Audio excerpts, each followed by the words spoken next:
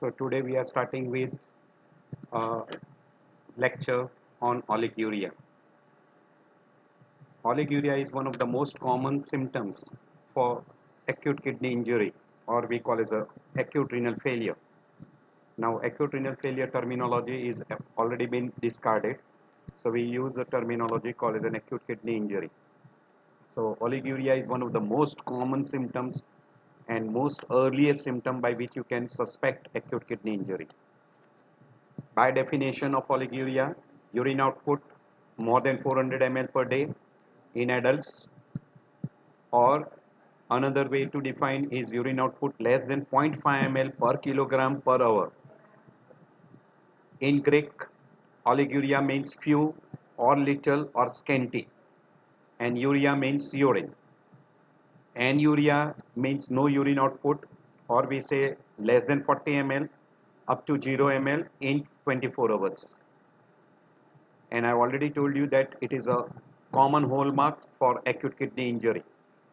If you diagnose early, it is reversible. Some of the reversible condition of AKI can be diagnosed and can be treated. Pre-renal conditions almost accounts for 55 to 60%. Renal condition accounts for 35 to 40% of the causes, and post-renal condition accounts for only 5% of the causes of AKI. Acute kidney injury can be divided into three groups: pre-renal, intrinsic or renal, or we call post-renal.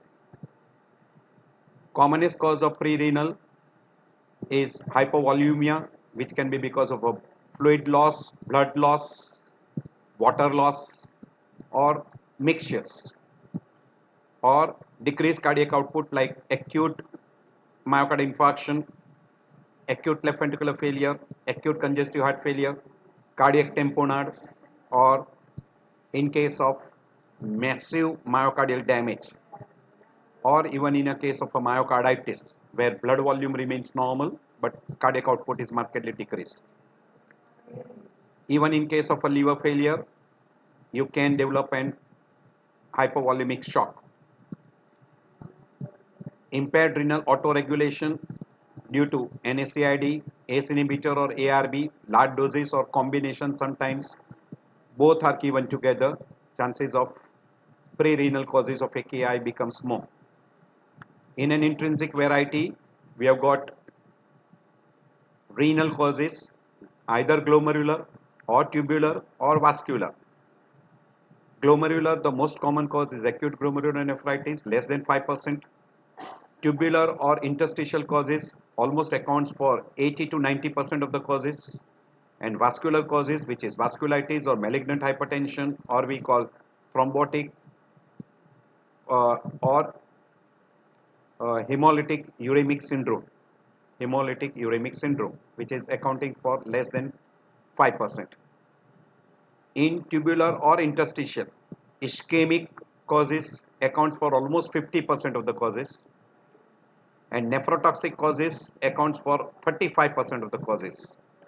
And sometimes you come across in a septic shock or because of a massive gram-negative infections.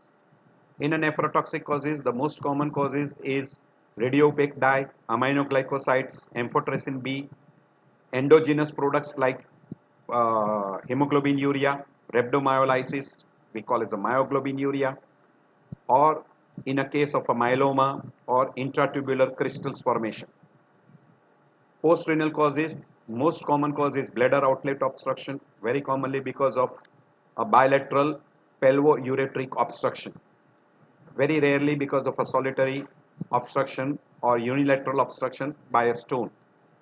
Pre-renal azotemia, what we call, very commonly is because of volume depletion or because of decreased effective arterial pressure, we call it a shock stage, and because of a decreased effective circulating volume, as in a case of a congestive heart failure. Rare causes includes abdominal compartment syndrome, cardiorenal syndrome, hepatorenal syndrome, hemolytic uremic syndrome, pulmonary renal syndromes, which are quite rare. Even non-oliguric AKI, where urine output is nearly normal, and it can be because of aminoglycosides. These are the two types of classification which are being there. You can identify by Riffel way or by Akin way, and you can put the stages of AKI either in a Riffel way we call risk, injury, failure, loss or end stage renal failure, or by Akin classification in stage 1, stage 2 and stage 3. The common symptoms is oliguria.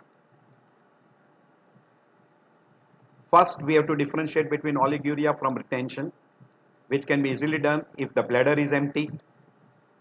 It is in favor of oliguria. If bladder is distended, it is more in favor of retention. If distended bladder is painful and there is a dribbling of urine, it is in favor of retention.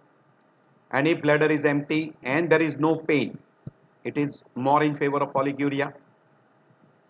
Best way to diagnose is ultrasound done at the bedside. Bladder will be totally empty in case of an oliguria, or there may be scanty urine.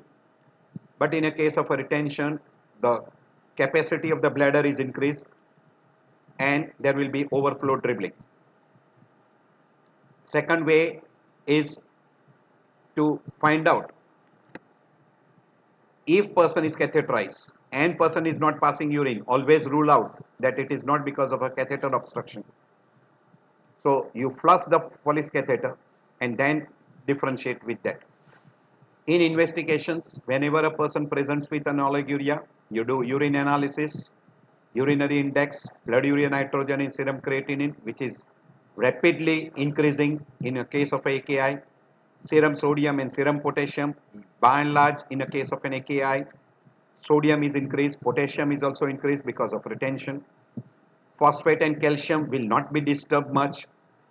Acid base imbalance will take place and complete blood count is done to identify the probable etiology. If any person who presents to you with an oliguria and clinically if you suspect AKI and if it is because of a pre-renal condition, always give a trial of we call diuretics or mannitol or diuretics. Now this particular treatment can be given with a very high risk, because if a person has got other causes, in that case by giving mannitol or diuretic will further worsen the cases. Whenever there is a volume overload and there is oliguria, you have to restrict the blood volume and you have to give a diuretics. So that should be done. So IV fluid should be restricted and you will have to give a diuretics. In prevention, fluid challenge test is called and you avoid a nephrotoxic drugs. So if you are suspecting hypovolumic variety of an AKI, you give IV fluids as a challenge, and if there is an increase in the urine output, it favors in favor of a hypovolumic oliguria, hypovolumic conditions producing oliguria. In a pre-renal, it is always said that you give a bolus of normal saline 500 to 1 liter as a challenge and avoid giving Lasix at that particular time. And as far as possible, don't give nephrotoxic drugs. In a post-renal causes, always try to rule out obstruction at the level of the Foley's catheter which is being put inside. Try to do a renal ultrasound to rule out an upper urinary tract obstruction. And whenever you are suspecting an intrarenal, try to identify the cause. Quite a good number of time it is a septic shock and treat accordingly. Urinary study should be done, urinary electrolytes study should be done and try to treat accordingly. In complications, it is because of a volume overload which can be secondary due to AKI or iatrogenic because of giving lot of IV fluids, and person can develop congestive heart failure, left ventricular failure or an edema, and person will develop an hyperkalemia because of retention of potassium which will give rise to dangerous cardiac arrhythmias, and sometimes even the person can die.